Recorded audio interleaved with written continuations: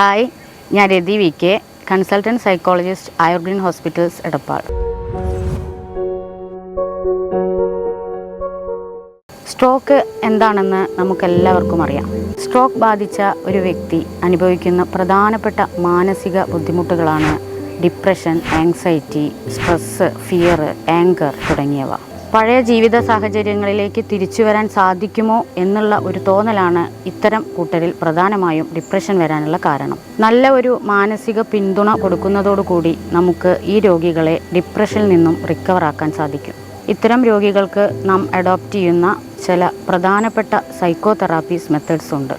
ഇവയിൽ പ്രധാനപ്പെട്ട തെറാപ്പീസാണ് cognitive behaviour therapy, psycho dynamics therapy, interpersonal therapies, counselling, yoga, meditation തുടങ്ങിയവ.